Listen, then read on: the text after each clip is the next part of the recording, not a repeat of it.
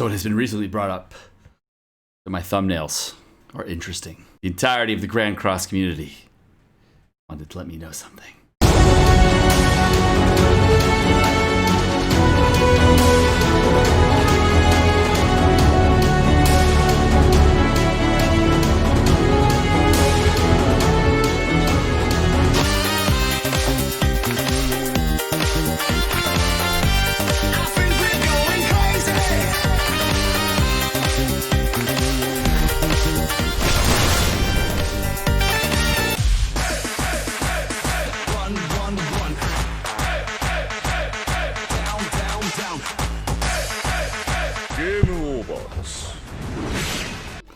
Jokes aside, yo, what's going on, guys? It's Sekapoko here, bringing you another 7 Deadly Sins Grand Cross video. This is bringing my tier list for you guys for July / late July and like early August 2020, and I'll be going over it with the Attack on Titan collaboration event units, and we'll be talking about those units specifically, as well as new PvP teams that people are seeing in the meta, as well as other things that you can do for meta teams, meta and PvP, as well as PvE. So, guys, without further ado, let's go ahead and jump right into it.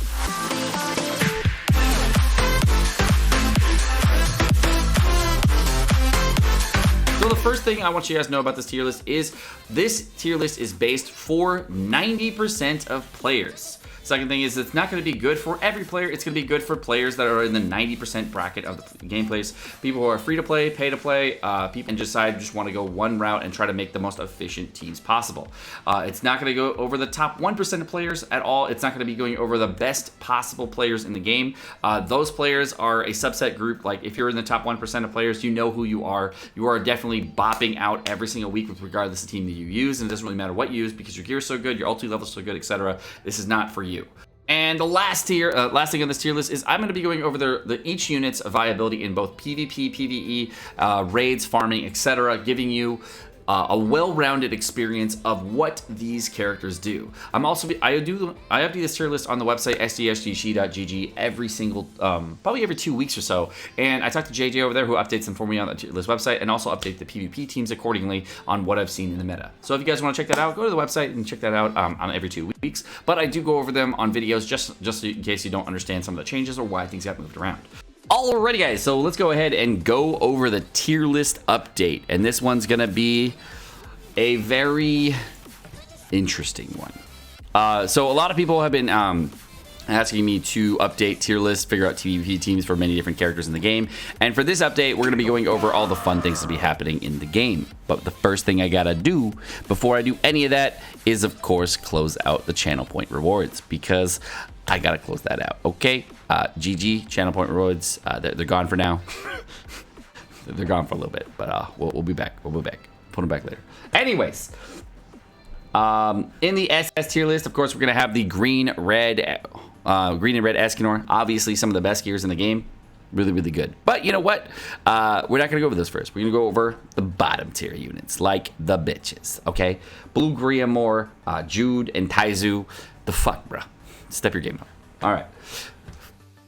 No real changes in the D tier. Everyone's pretty much exactly the same. Even after my full counter melee run, he's still D tier, or C tier. Moving on to the B tier. So a lot of units actually moved up and down from the A tier and the B tier this month.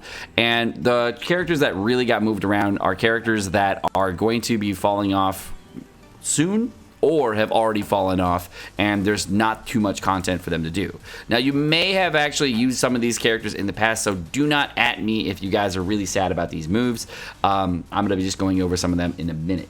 So the first character I'm going to go over is Red Merlin. Now, Red Merlin has bumped herself up to the A tier. Why has Red Merlin moved up to the A tier? Well, Red Merlin has now a rank 1 card that can actually lock out healing skills, and then on her second turn, of course, she can actually lock out any character that she wants to. The ability to actually have a complete lockout on one character while also nullifying healing skills is a pretty fucking scary ability. So if you're running her left side also, if you do get a rank 2 on her ability right away, you can actually lock out a Red King for 2 turns, and they will not be able to cleanse, while also petrifying or freezing whoever you want, and they will not be able to cleanse it off. He's actually a very, very strong opener if you do get the card, and you will have a very, very easy time in PvP with it. There are a lot of other characters that you can work out in PvP, but that is one of the characters that I think it definitely deserves the upgrade to the A tier. Now, the next character that's going to be moving up, we originally put the SR Aaron when on launch into the B tier, and as time has gone on, for most players, we're not talking about whales, we're not talking about the top tier players in the game, for most players in the game, the best unit of the AOT collaboration, we're talking about 90% of players, not 100%, because there's obviously better teams, better characters for a lot of different players in the game. 90% of players, SR Aaron is going to be the best of the AOT batch for most players. Now, why is SR Aaron the best of the batch for most players? First off, he is a blue unit, and a blue DPS unit is very sorely lacking as far as single target damage goes. We're kind of limited to Slater at this point for a blue DPS unit. There's blue SSR Bond, possibly a leak for blue Nunchuck Bond coming out tonight, but we'll see. So that is another character that could be a blue DPS character, and then SR Meliodas. Beyond those units, there's of course Liz Hawk and a couple other units you could like say that are really good blue DPS units, but most of them are pretty hit and miss as far as actual raw single target damage goes. Don't at me on blue D Melly, okay? Don't at me on that. All right. Now, there are a lot of other characters that could have moved up, but SR Aaron is probably one of the best blue single target DPS units in the game, and since he is such a strong unit, he definitely deserves to move up in the PvP ranking tier list, as well as the PvE ranking tier list. He's incredibly well in the Red Demon, does really, really well for Red Demon Extreme, and then will probably also do well in Red Demon Hell because of his self-boosting ability, and he can stock the buffing cards in order to make sure that he can one-tap stages. He also has a stance removing ability, making Red Demon on Hell very, very nice and very easy to get through. Because he has a stance removing ability, it's going to make Red Demon a lot easier when Hell difficulty does come out. So as far as a future unit goes, a current unit goes, he's a really good unit. He's also really good on ulti rush teams, so that's why he's moved up to the best unit of the AOT batch for most players. And again, not for all players. We're talking like, if you want to say, oh, what about Levi or Mikasa? I've talked about this with Abood, who was actually won first last week, and he used Mikasa to get first place in PvP. I talked to him daily about a lot of different characters, and he was part of the vote when we were talking about different things, and he was on the same track that SR Aaron's best for most players, as far as I talked about. So there's a lot of other people that we've talked about as far as other people that could potentially be really, really high ranked in PvP, and this is just the best unit for most players, 90% plus. For other units, there is some characters moving down to from the A tier list down to the B tier. First unit we're going to go over is Green Jericho. Green Jericho is a unit that is now going to be a B tier unit because, let's face it, there's really no content for her to run in. There hasn't been any content for her to run in for over a month. The last time that we were able to use her was in Guild Boss. If we go back to a season 1 Guild Boss for global when we're able to do damage and we don't have a derriere unit, obviously she's going to bump back up to the A tier. But as of right now, which is what matters, he's really not a good unit, so she's going to be moving down to the B tier. And again, we have seen characters move up and down all the time, so just know that this tier list is fluid and does relate to when things are happening. The next character that's going to be moving down is Green Nunchuck Bond. Now, why is Green Nunchuck Bond moving down in the tier list? Well, Green Nunchuck Bond can do very, very well in PvP against Valenti competitions with a Bond Pen team. He can do somewhat well against crit compositions, but seeing how the meta is very, very heavily centric on mono red, Green Bond really has no place in PvP, is a subpar farming unit, and really is not a good character to bring out in the game right now. But he can work well if you do have all the money in Zawardo and you do wallet the game. Okay, so he can do well. I'm not saying he doesn't do well, but for most players, we're talking about 90% plus of players, it's really hard to make this unit work. There are certain players that can make this unit work, but for most players, it is almost impossible to get this character to work. The other characters that are moving down are going to be Green Matrona Deanne. She's going to be moving down from the A tier down to the B tier. She is one of the best taunters in the game, if not the best taunter in the game for single target damage. But a lot of the ultra rush teams that I've seen from top tier PvP players don't really involve using Deanne, and she kind of was used in the meta a lot less than I was anticipating this meta because of the way that ulti rush teams work, the way that IoT units came out, other units came out. she really isn't a unit that a lot of people use. And what I've seen a lot of the top tier players that do use ulti rush comps with Deanne use, they don't use the green Deanne, they obviously use the blue giant Deanne, and they end up using taunty characters. One of the people I hate fighting the most in top 100 PvP whenever I do, or when I do challenger PvP or whatever and try to farm, is Skafa. And he's a top 10 player. He plays PvP every week, and he uses blue giant Deanne all the time. He's a stupid strong player, and he uses a taunt team with his blue Deanne in order to get that done. And that's why he's able to progress really high in PvP, because no one else can touch that ultimate rush team. Now, blue giant Deanne definitely deserves to stay in the A tier. She's a very, very strong unit, and she's one of the highest damage unit in the game. Her pressure on her burst AoE card is really strong against mono red. Overall, a very good unit. However, most players are not going to be able to build her to the efficacy level that she needs to be at. So A tier is where she's going to land. She can be up to an SS tier unit if you actually build her out appropriately, but very few players are going to get to that level. She is a good unit for most people though, so know that she should stay there. For Greedy Materno Deanne though, she's really not going to have too much play in PvP, because the better of the two Deannes for a taunting team is going to be blue giant Deanne. And of course, if you do want to use a different character, the character you're going to want to use is like either Red Gale Thunder. And I actually saw him use Deldry for a second there. I was like, I don't think it's Deldry, but I'm pretty sure it was Red Gale Thunder. So a character I was considering moving up in the tier list was Red Gale Thunder, but I thought about it for a little bit longer, and that's because of Skafa's plays and how he was doing the different teams. I was really impressed what he was doing with it, and I did see this a couple times on JP. However, I do think that for the majority of players, he's a B tier unit, but for the way some players are able to use him, he is a very high tier unit. So I did update the PvP tier list to reflect some of the teams that we did see over the last month and a half, so you guys can see those on the website as well. Next up, the next character that's moved down as far as changes go is going to be Green Goddess Elizabeth. Now, or not Goddess, Normal Elizabeth, sorry. Green Normal Elizabeth, which is this one right here. This one's moving down to the B tier because there's no reason to use her in any PvP situation right now. I actually fought against Seaton when he was doing, we did a 1v1 match and he was trying Goddess Liz, and Liz just sat there with full ultimate gauge. She sat there and did nothing. It was incredibly weird just watching her sit there do nothing for like 2 turns. And she really doesn't have too much place in PvP. She doesn't have a lot of place in PvE because Grey Demon, there's no Hell Demons yet. If Hell Demons can come out, she can bump up to the A tier again as far as a top tier unit for Grey Demon. But as far as like other situations go, right now she's a B tier unit. If Hell Demons come out anytime soon, well, obviously we can change that and we can move things around. But as of right now, there's no use for this character. We're just chilling. Other units that changed on the tier list, or we're going to throw in the 3 AOT units.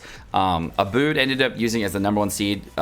He ran a Mikasa team with basically a Pierce comp. It was a Pierce comp Mikasa team. I was talking to another top 10 player, it was Assassin. He was telling me he was running a top team, which is running with Levi with the same kind of idea.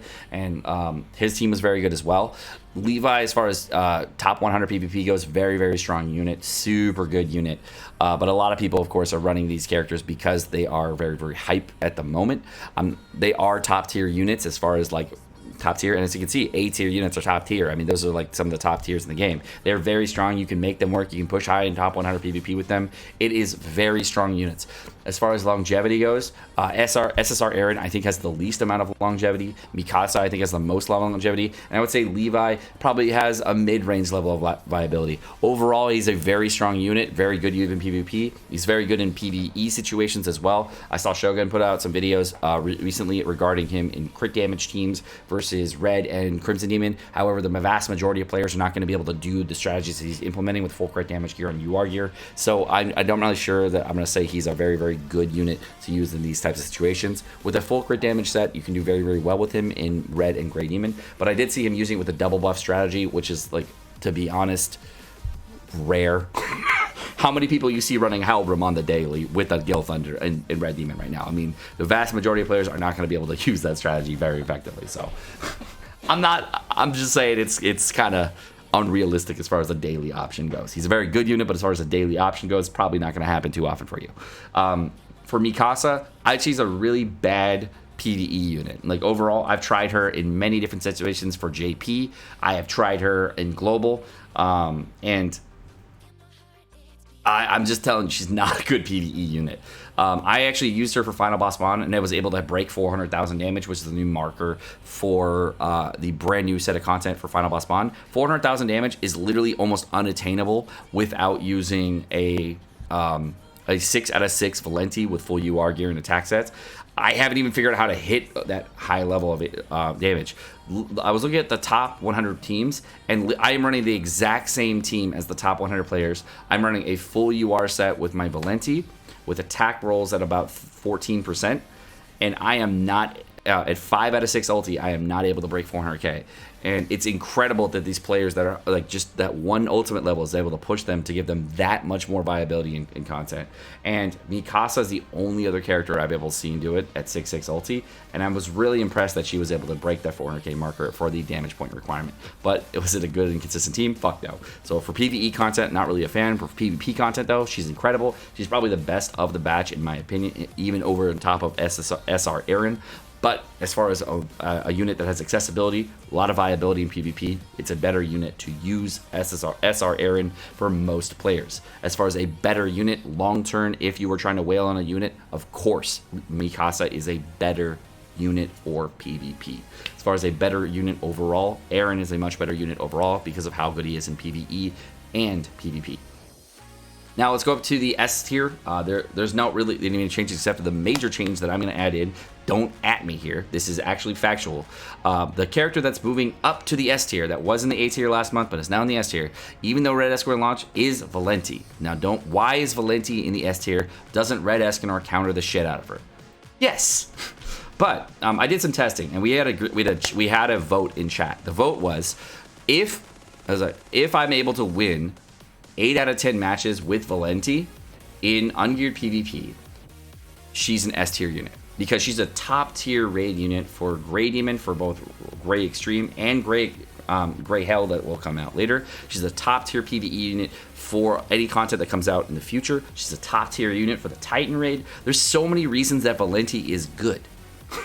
And you could run her with an attack set with resistance rolls, and she does decent damage. She does great in the guild boss. Overall, she's one of the best units in the game. However, is she one of the best PvP units and one of the best units in the game? Well, that's arguable. And the fact that I was able to go 9 matches for 9 matches off stream and win all 9 of them with Valenti, just the same Valenti team as before, the Valenti, Gother, Gil Thunder, and what's the last one? Merlin team, those 4 units, and be able to do that in ungeared PvP, win 9 out of 9. I won 3 of those against Red Escanor, and 6 of those I won against Pierce, or 5 against Pierce, and then 1 random Valenti comp, which was super weird. But the fact that I was able to do that, plus she's an insane PvE unit, she deserves to be in the S tier. Definitely a very, very good unit. She's a really good unit for most players, and I definitely think that you should be building her out. Muted the recording, cool. All right, so we added in a couple different PvP teams for you guys this week. I didn't get everything updated. We got a lot of things in here. So the first thing is on the Pierce team. There are a lot of variants. I can't see it over here, but it's basically Green Escanor and Hauser. You can use as other variants for Escanor. Red Escanor Pierce and Green Escanor Pierce are SS tier, both of which are awesome. Of course, the best support is going to be Red King, but you can use Red Grimoire if you need to, depending on the variant of PvP. Red Grimoire potentially could be better in ungeared PvP, but I personally would use Arthur if you're going to use anything. Arthur would be a better variant than Red Grimoire for ungeared PvP. For geared PvP, definitely go with Red King. For Mono Red, obviously this is the main team. You can use a Grimoire back here if you want to. For Escanor, I have seen some people use Levi. I honestly don't think the Levi variant is as good. I would rate the Levi variant as like an S tier variant if you're going to be using Levi instead of Escanor. That I'm not really a big fan of. Mono Red with Levi in this variation is not my favorite. I would say with like a more crit-based team, it'll be a little bit better. But it's to each their own on this variant. You can decide on how you want to do it. It's kind of up in the air. Next up, we got Kingbrim. Now, there are some other people out there in the ether that think that Kingbrim is kind of falling off or not. Kingbrim does incredibly well, which is Mono Red, especially if you go first. I actually did a set of runs right when Mono Red came out for like an entire week where we did Kingbrim matches, and I was fighting against Mono Red. Every single time I won against Mono Red. What you do on Kingbrim in this meta, instead of running ulti food, you end up running CC food or HP food. And because you run CC food or HP food and going first, you can get your CCs out on the Arthur right away, and you can actually push down the Arthur very quickly. So by changing your strategy, you can do very, very well on this on this team. Just make sure that you have, like, what the main thing is changing the way you use the team versus like using the team normally. Another variant that you could use besides Gother, if you wanted to do well against Pierce teams as well, because this team definitely suffers heavily against Pierce, is running Valenti instead of Gother. That's another variation you could run, but that team will then, of course, suffer a little bit against mono red, depending on who goes first. So again, going first is a huge proponent with this Kingbrim team. You make sure that you are going to use a Valenti instead. It would be a very good variation. I gotta add that in later. For the Derriere, this is the new team I added here called the Derriere Waiting Room. This essentially is an ulti rush team, and it's very similar to the Escanor ulti rush team, but is now with SR Aaron. SR Aaron would probably be the actual character that I would think that would be the best Aaron to run here. And the reason this is so good is because you're not able to roll back SR Aaron's ultimate, petrify Aaron, or do anything to him. The only character in the entire game that can actually stop SR Aaron once he gets his ultimate with an evade up is going to be like Red Merlin. The only character that I can think of that would actually stop him would be killing him with an ultimate or using a Red Merlin freeze. I can't think of any other way of stopping that ultimate because that's broken. You can only other thing that you can do is potentially cleanse Aaron and then do damage to him. But there are very few characters in this meta that cleanse besides Green Escanor. And the amount of times that you're going to fighting a Green Escanor that has a 2-star cleanse is very rare. And the reason I say that's rare is because if you're fighting a Green Escanor Pierce team on turn 1 and you go first on an ulti rush team, you instantly ulti rush your Aaron Jaeger ultimate and actually get it up. It's very unlikely that that player is able to then cleanse off your Aaron and do an ultimate gauge rollback. The reason that's literally nearly impossible is they would have to be running Lilia on the far left-hand side, get a merge card on their Lilia, and then take the second card, which is also going to be an Escanor Ignite, move the Escanor Ignite over, cleanse on the Escanor, and then use the Lilia rollback. The level of RNG that would take is massive, and very few people are running Lilia on the left-hand side for these teams. Most people are running Red Escanor or Green Escanor on the left-hand side, in order to make sure that they have their Escanor cards merged to get more damage. So it's very rare that it's going to be a situation. That's why SR Aaron is moved up to the S tier, and he's a very, very good unit for a PvP unit. Not a lot of people do run this team, but I did run it once in the past, probably about 5 or 6 matches in the past, and it's very, very, very strong. I did them off stream, and they're stupid strong, so definitely a very strong team that you can run. Next up, we got the next team, which is called Zeldris Wen. Now, this team is literally the current version of what you would use for a Zeldris team. Once Zeldris does come, the Red King kind of gets replaced with Death Pierce, and the Levi obviously gets replaced with Zeldris, and then the other character that gets replaced here would be this character for, say, Goddess Liz. You could use Lilia if you want to. There's a bunch of characters that also work here, so there's a ton of ways you can run this team. I've talked about this team with a bunch of top 100 players. I've seen a bunch of people use it in Gear PvP, Gearless PvP, and what I can say about this team is it's a very, very strong team for top tier players, but for mid tier players, so if you are a big whale, this is an SS tier team. For most players, it's going to be an S tier team because the other teams are much, much easier to build and do more damage with lower ultimate levels, lower levels of cosmetics, etc., or have easier to get cosmetics. So what these tier lists also involve are players' availability to get these units, and the reason these are lower rated is because the potential for people to have these characters fully maxed out is much lower if they're at a lower threshold. They also have lower longevity too. I would say this team is going to be very, very strong for top 100 players if you're going to be wailing out in the game, and it will remain strong for a while. But if you are not one of those types of players, just know that you might run into some issues. Next team we have is the Valenti team, and this team is actually, I'm going to put as an S tier team. I used this team off stream actually, and I actually won 9 out of 9 matches last week. Not this week, last week. So this week, of course, I did Deanne, Big Pog. Last week I used Valenti, and I actually won 9 out of 9 matches in a row with Valenti, Merlin, Gother, and Gilthunder. And I won 3 matches versus Red Escanor, 5 matches versus Pierce, and of course 1 match versus Valenti. So yes, it is a very strong team. Next team up, this is going to be Skafa's team. It's very, very similar to what I was running in the Deanne video. It's exactly the same, except, we have Gilthunder here. Obviously, if you want to meme it up and throw in the blue SSR Liz, you can throw that too. I just didn't put it in the list because I made the video prior to updating the tier list. We got Escanor Ulti Rush still in the S tier and all that, and then we of course lowered Bond Pen and a lot of other Bond teams down on the tier list because Bond is not doing as well. Alright guys, well, my name is Sekapoko. Thank you so much for watching. Hope you guys enjoyed this video. If you guys did enjoy the video, of course, like and subscribe, all the fun stuff. And if you guys have questions, comments, concerns, or you want to talk about the tier list, let me know what your thoughts are in the comment section down below. If you do have other suggestions on the tier list, or you wanted to talk about the tier list specifically, specific examples on why you think things move up or down in the tier list, and it'll help me make future decisions in the future. I do a lot of research before doing these tier lists. I make sure I do tons of research on different YouTubers, different content creators in Twitch, etc., and I get feedback from the community before I put out any kind of tier list. And of course, when your headphones fall off and you want to talk about something funny, it's not going to work well. So thank you for watching. Have a great day, guys. Peace.